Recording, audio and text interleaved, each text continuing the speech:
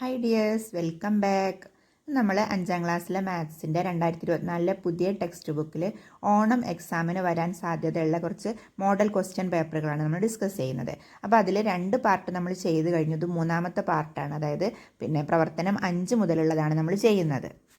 അപ്പോൾ ഇതിലെ ക്വസ്റ്റ്യൻ എന്താ നോക്കൂ.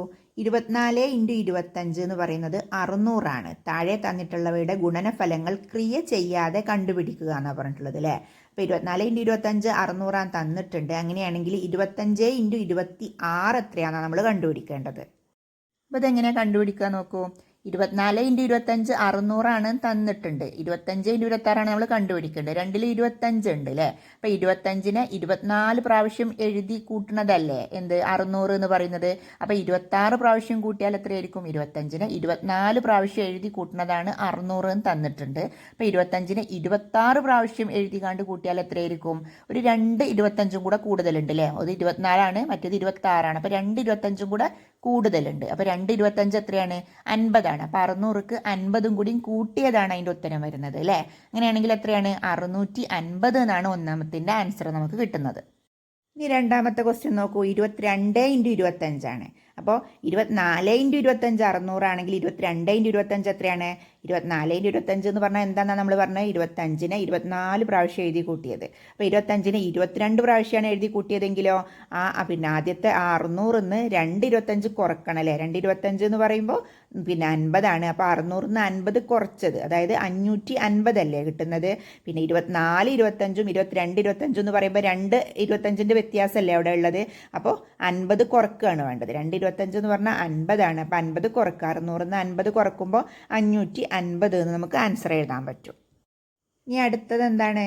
24 × 27 അല്ലേ. അപ്പോൾ 24 × 27 എന്ന് പറയുമ്പോൾ എങ്ങനെയാണ് നോക്കൂ. രണ്ടിലും കോമൺ ആയിട്ടുള്ളത് ചോദ്യത്തിലുള്ള, അതായത് 24 × 25 600 തന്നില്ലേ, അതിലും 24 ഉണ്ട്, ഈ ചോദ്യത്തിലുണ്ട് 24. രണ്ടിലും 24 ആണുള്ളത്. അപ്പോൾ 24നെ 25 പ്രാവശ്യം എഴുതി കൂട്ടിയതാണ് 600. അപ്പോൾ 24നെ 27 പ്രാവശ്യം എഴുതി കൂട്ടിയാൽ എത്രയാണെന്ന് കണ്ടുപിടിക്കേണ്ടത്. അതായത് 2 24 അധികം ഉണ്ട്. 2 24 എന്ന് പറഞ്ഞാൽ എത്രയാണ്?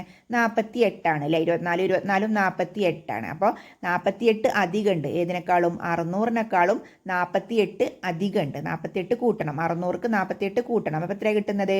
648 നമുക്ക് ആൻസർ കിട്ടും. അതായത് മൂന്നാമത്തിൻ്റെ ആൻസർ എന്താണ്? 648. ക്രിയ ചെയ്യാതെ കണ്ടുപിടിക്കുകയാണ് കേട്ടോ നമ്മൾ. അപ്പോൾ അതിന് 24 × 25 600 തന്നത് കൊണ്ട് തന്നെ 24 × 27 കാണാൻ എന്ത് ചെയ്താൽ മതി? 2 24 കൂടെ അതിക്ക് കൂട്ടിയാൽ മതി. അപ്പോൾ 648 എന്നാണ് നമുക്ക് മൂന്നാമത്തിൻ്റെ ആൻസർ കിട്ടുന്നത്. ഇതിലെ ലാസ്റ്റ് ക്വസ്റ്റ്യൻ എന്താണ്? 24 × 24 അല്ലേ.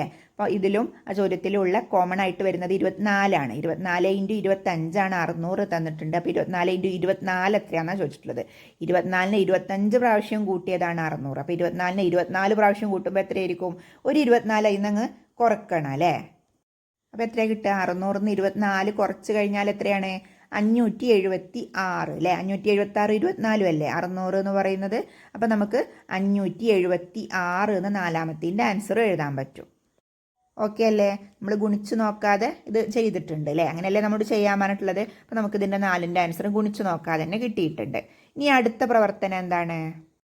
സ്കൂൾ സൊസൈറ്റിയിലേക്ക് 22 രൂപ വിലയുള്ള നോട്ട് ബുക്കുകൾ വാങ്ങിയപ്പോൾ 13,750 രൂപയായി.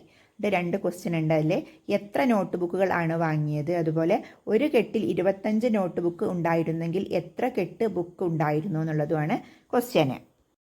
ആദ്യം നമുക്കിതിൽ തന്നിട്ടുള്ള കാര്യങ്ങളൊക്കെ ഒന്ന് എഴുതണം.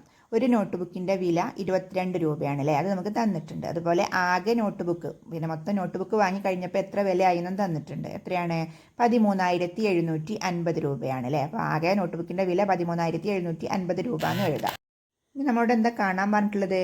ആകെ നോട്ട് ബുക്കുകളുടെ എണ്ണമാണ് കാണേണ്ടത് അല്ലേ. എണ്ണം കാണാൻ എന്ത് ചെയ്താൽ മതി?